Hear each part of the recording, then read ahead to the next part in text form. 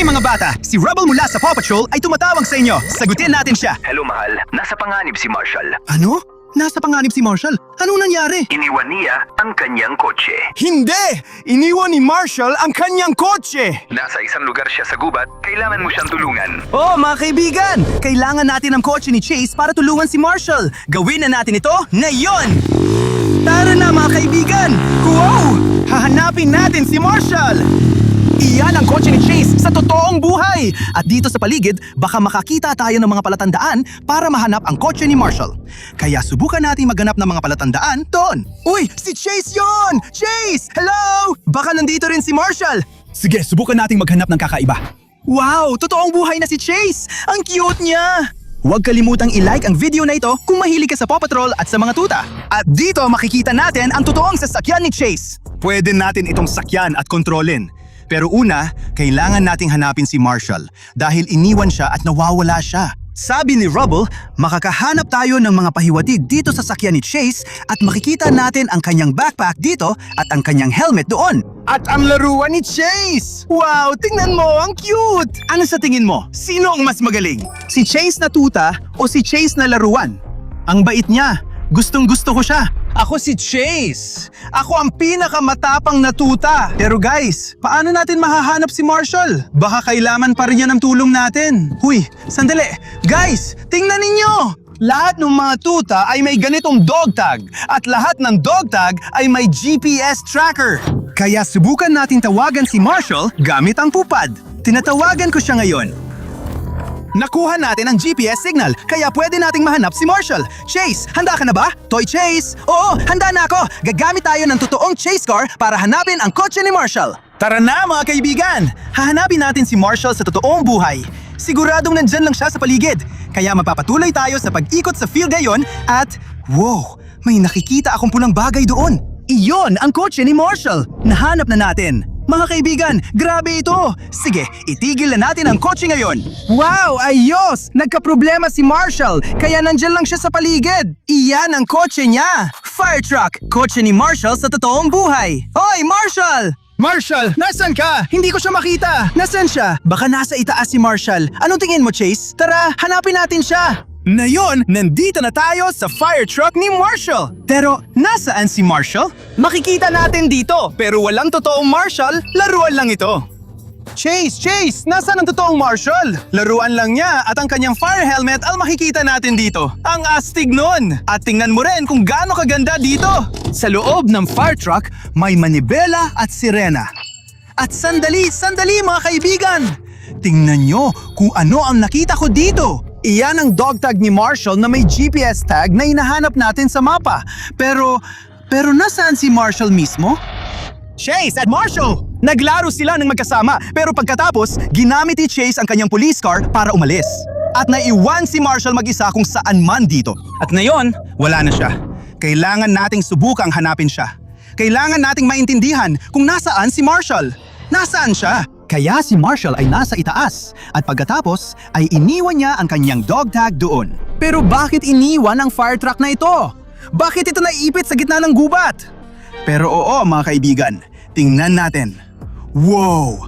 Yon ang buong sirang puno! Naipit ito sa loob ng fire truck ni Marshall. Maaring yon ang dahilan kung bakit iniwan ni Marshall ang kanyang sasakyan dito. Kailangan nating ayusin yon. At para mailigtas ang fire truck ni Marshall, gagamitin natin ang police car ni Chase. Gawin na natin ito ngayon, kaya gamitin natin ang espesyal na hook ni Chase para dyan. Ikot natin ito at ayusin, kaya tara na. Gawin na natin ito mga bata. Oh, nagawa natin! Kaya wala na ang puno ngayon. Subukan nating patakbuhin at imaneho ang truck ni Marshall. Palitan muna natin ang mga helmet at subukan natin. Subukan nating paandarin ang makina.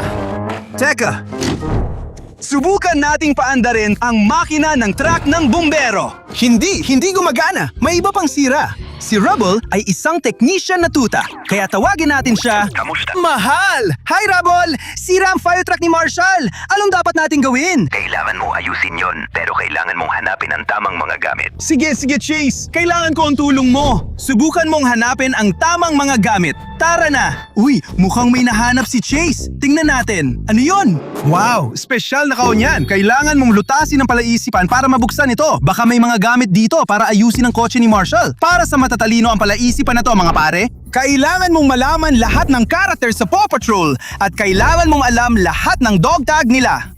Tinawagan na natin si Rubble at dito siya ilalagay.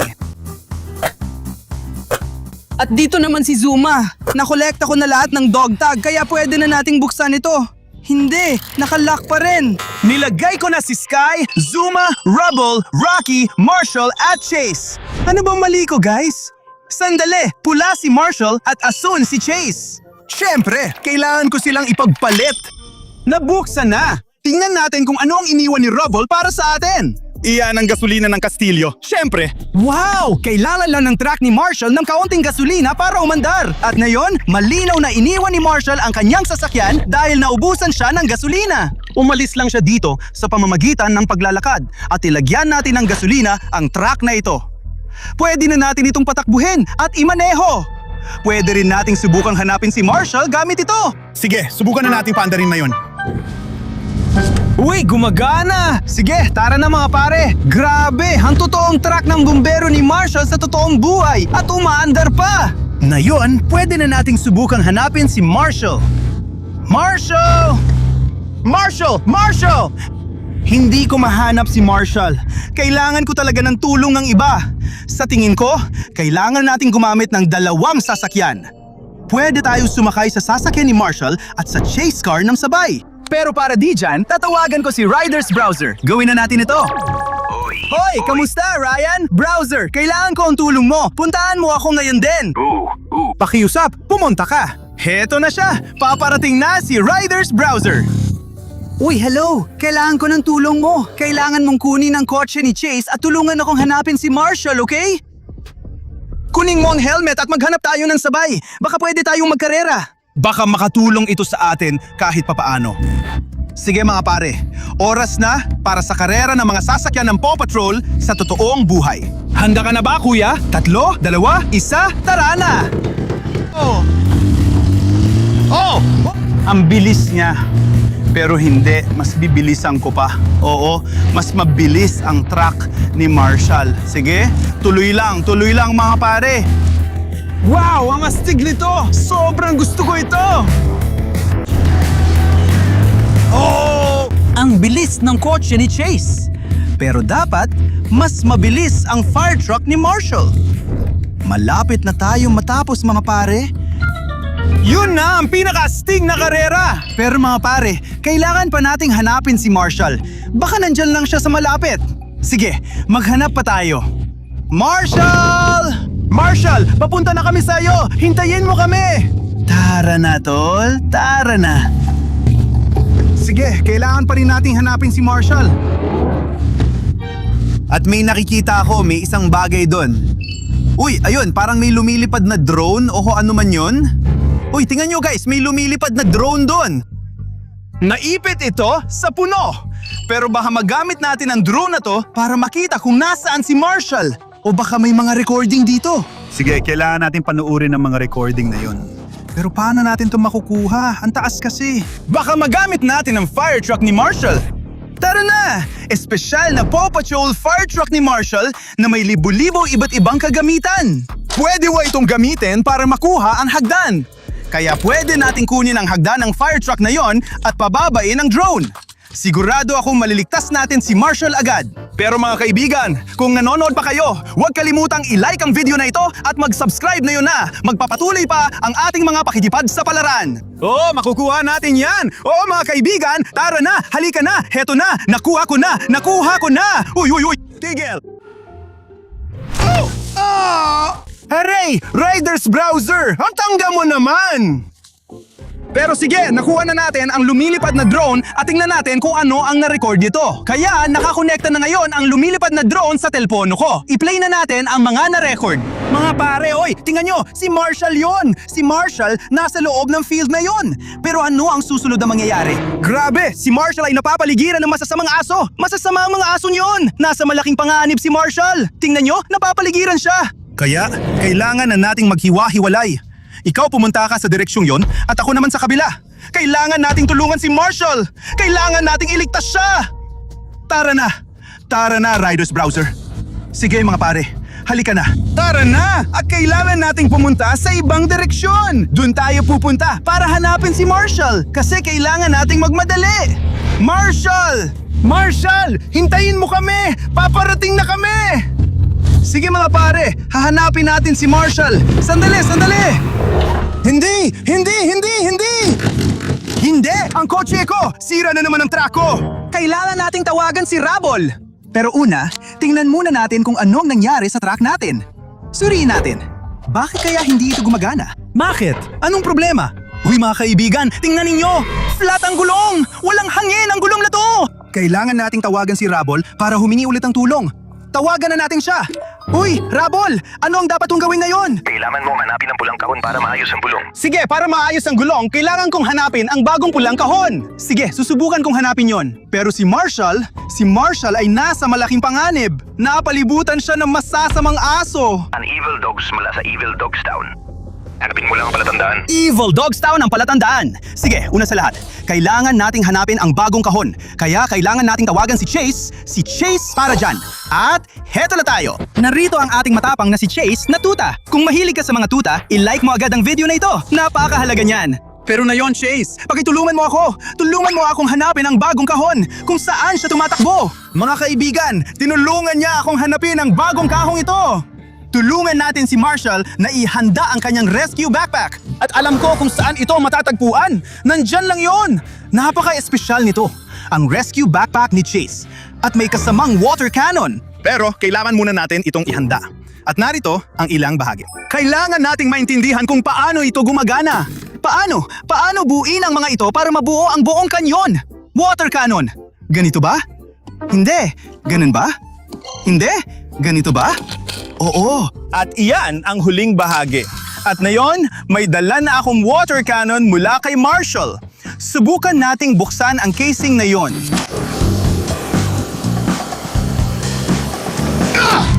Wow! Tapos na! Nabuksan na ang case at nandito na ang air pump. Sa pamamagitan ng air pump na ito, pwede nating ayusin ang gulong na ito. Kaya ikabit na natin ang air cable. Ayan na! Naayos na ang gulong! At ngayon, pwede na tayong magpatuloy sa paghahanap kay Marshall. Kailangan pa rin niya ang tulong natin. Uy! May tumatawag sa akin! Si Riders Browser yon! Anong nangyari? Sagutin natin siya! Oh, hello! Right! Riders Browser! Anong balita? Nakita ko ang karatula ng Evil Dogs Town. Nakita mo ang karatula ng Evil Dogs Town? Sige, pupunta ako dyan na yon. Tara na mga pare! Sige, paandarin na natin ang makina. Oo, gumagana na ngayon. Kung nakita ni Riders Browser ang karatula ng Evil Dog Town, ibig sabihin baka nakita na rin niya si Marshall. Tara na! Oo, mahahanap natin siya! Mahahanap natin siya! Heto na tayo. Ayun si Riders Browser. At may nakita talaga siya. Kailangan nating lumapit para makita kung ano ang nangyari doon. Oo, yon ang karatula. Pero imposibleng mabasa kung ano ang nakasulat dito. Pero may dala akong water cannon. Ayusin natin ito. Ayos ba? Handa na kayo? Handa na ba kayo mga tol? Nagyan natin ng tubig. Uy, ho! Wow! Malinaw na ngayon ang karatula! At ito ay lungsod ng masasamang aso mga tol. Ito yung karatula na sinabi sa akin ni Rubble at dapat doon ito ilagay. Sa totoo lang, nakita namin si Marshall doon. Kaya ngayon, ang kotse mo at kotse ko ay kailangan pumunta sa direksyong iyon. Okay? Tara na! Halika na! Kailangan nating iligtas si Marshall. Dumaan tayo sa kaliwa. Sige, oo. Kailangan nating pumunta sa direksyong yon. At sa pagkakataong ito, mas mabilis ang truck ng bumbero ni Marshall kaysa sa kotse ni Chase. Talo ka na, kaibigan! Ang bilis niya. Pero dapat nandito lang si Marshall at mahahanap natin siya. Hoy, pero sandali. May naisip ako. At ngayon, may lumilipad na drone tayo. Kaya mas madali nang hanapin si Marshall. Ilunsad na natin ito ngayon. Ayos! Kaya't ikonekta natin at hanapin kung nasaan si Marshall. Sige, ngayon pinapalipad ko na ito sa paligid. Nakikita ng drone ang lahat. At oo, mga pare, nakita ko ang maraming aso nakikita mula sa itaas. At nakita ko si Marshall. Nasa puno si Marshall. Napapaligiran siya. Nasa malaking panganib si Marshall. Kailangan nating tawagan si Rubble. Kailangan natin siyang tawagan para tanungin kung anong gagawin. Hoy, Rubble! Nasa panganib si Marshall. Anong dapat nating gawin? Kailangan ninyong hanapin ang ikatlong kahon at lutasin ang palaisipan. Sige, nakuha ko na. Kailangan nating hanapin ang ikatlong kahon. Hoy, Chase! Chase, nasan ka? Chase, kailangan ko ulit ang tulong mo. Tulungan mo ako. Tulungan mo akong hanapin ang ikatlong kahon at maililigtas natin si Marshall. Tara na. Sige, sundan natin siya. Sinusundan ko si Marshall. At oo, nakakita tayo ng isa pang kahon, ang ikatlo. Pero ano yon? Kailangan nating lutasin ang isa pang palaisipan para mabuksan ito. Sa tingin ko, kailangan kong kolektahin lahat ng mga piraso ng puzzle na ito para mabuo si Marshall. Subukan natin. At heto na ang huling piraso ng puzzle. Ilalagay natin ito dito.